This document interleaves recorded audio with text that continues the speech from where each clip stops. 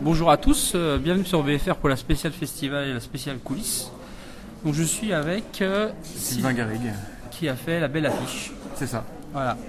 Et qui c'est pas la première d'ailleurs. Non, ça fait 4 ans que je collabore avec le festival. Donc, la première année, le visuel était fourni par le festival, donc on a réalisé seulement la déclinaison sur les différents supports. Et l'année suivante, avec leur confiance, ils m'ont commandé la création du visuel et la belle aventure dure depuis 4 ans maintenant. Donc vous avez fait quoi? Vous avez fait la mouette? J'ai fait la mouette, effectivement. Avant c'était... Avant c'était... On les connaît tellement qu'on est paumé. Ouais, c'est ça. Et alors la mouette par exemple, comment ça vient l'idée? Alors la mouette, en fait, on se met à la place des... je dis on parce qu'on est deux dans le studio. Ouais. Le principe est assez simple, on se met à la place des visiteurs. Qu'est-ce que les visiteurs aimeraient voir? À partir de là, on recherche, selon la thématique du festival, donc un côté britannique, un côté marin, avec la situation de Dinard. Et avec tout ça, on essaye de faire un melting pot, quelque chose de ludique, attrayant et efficace. D'accord. La dernière c'était la mouette avec le chapeau melon, je crois. Absolument. Donc la mouette pour le côté marin, dinardé, et donc le chapeau melon pour bien sûr le côté britannique. Ok. C'était c'était un montage en fait qui avait été fait? Exactement. On part de plusieurs photos en haute définition et on fait un montage. Ah, ça y est, je me souviens, il y a 3 ans, c'était la grenouille. Oui, la grenouille. Voilà. Ah oui, c'était chouette la grenouille celle-là aussi. Et donc cette année, franchement, oui. Alors déjà l'affiche c'est quand même c'est le grand moment, le début du festival, Ouais, c'est la première chose qu'on voit, le premier visuel, même avant le jury je crois, le président. Ah, bien avant le jury, voilà. le visuel est montré bien 2-3 mois avant le jury, c'est vraiment la première vision de l'édition. Donc l'inauguration du festival c'est vous en fait. C'est pas moi, c'est l'équipe. C'est l'équipe, parce que sans l'équipe, il n'y a rien du tout. Il y a qui avec vous? Au niveau du studio ou oui, de l'équipe on peut les citer. Moi je travaille avec donc Isabelle Rivière qui est la directrice. Il y a vraiment beaucoup de monde, avec vraiment une belle équipe avec laquelle je m'entends vraiment très bien. C'est vraiment à chaque fois un plaisir de travailler avec eux. Et au sein du studio, on est 2 personnes. Ok. Et alors, franchement, quand j'ai vu l'affiche, j'étais vraiment un peu surpris.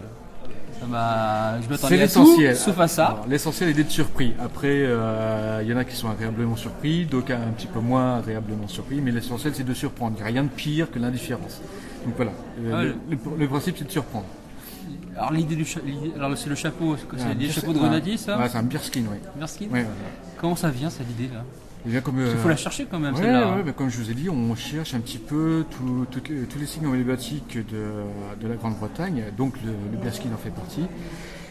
On met d'un côté donc ces signes emblématiques britanniques, d'un autre côté les signes emblématiques du dinardé, et on essaye de voir s'il y a quelque chose d'intéressant, de rigolo à faire avec tout ça. Et voilà. Alors les normes bearskin, vous les trouvez où?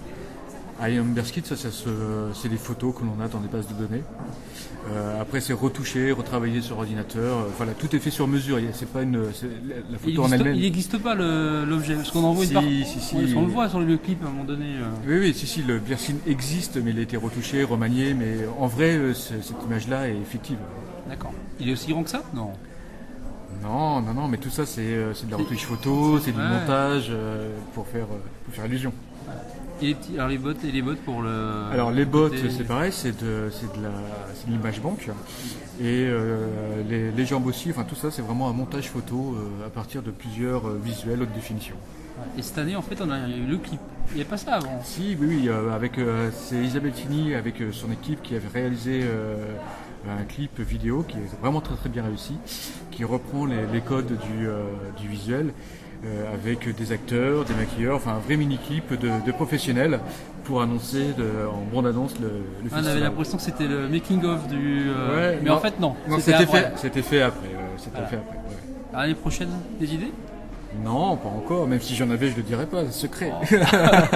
Mais on a toujours un petit truc qui trotte dans le coin de la tête, ça c'est...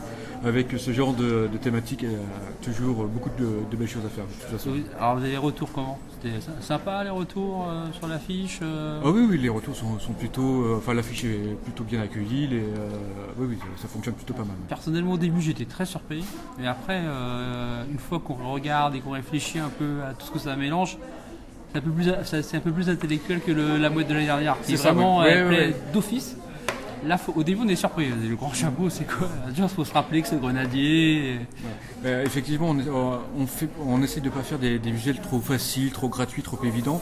Faut que ça soit ludique, mais aussi que ça ait un sens, que ça fasse, que ça interloque les gens, que ça ait un réel sens. Ce sens permet en fait au visuel de durer dans le temps et d'être facile à décliner. Si un visuel n'a pas de concept, il n'a pas de sens, en fait, il est vide d'émotion, il est vide de tout sens et du coup, il ne va pas porter de message. Et au niveau de la déclinaison, ça va être très dur à faire. Donc c'est pour ça qu'on essaie de faire quelque chose de plutôt réfléchi, mais en restant ludique. En tout cas, moi, j'ai apprécié. Bon, bah tant mieux. C'était bien, mais j'espère que les auditeurs aussi. Et vous faites ça à part faire ça. Alors à part faire ça que le festival quand même. Non, bien sûr que non. Heureusement, on a un studio qui est basé à Tours. On est 2 personnes. On travaille beaucoup dans le domaine culturel et pour les festivals, des choses comme ça, dans le domaine institutionnel pour les mairies, conseils départementaux et dans le milieu industriel. On a vraiment une clientèle très très variée. Ça fait 16 ans qu'on est établi. Donc voilà, on essaie de faire les choses de façon sérieuse, mais en même temps décontractée, quoi. Ok, alors merci beaucoup. Je vous en prie. Merci pour votre temps et puis bon au festival. Merci là beaucoup. C'est que des vacances là. Non, c'est un emploi du temps assez chargé jusque tard le soir. Non. Ok, des interviews. Absolument, interviews. Il y a la newsletter auquel j'invite tous les festivaliers à s'abonner. Il y a pas mal d'éditions à faire. Newsletter, c'est vous? Oui, il n'y a pas que moi. On est vraiment encore une fois beaucoup de personnes dans l'équipe. Eh ben c'est très bien. Donc la newsletter que vous recevrez tous les matins, fraîche, avec en fin de festival le dimanche une édition spéciale. D'accord. Voilà. Bon alors à demain matin alors. Très bien, merci beaucoup. Au revoir. Bien faire, c'est super.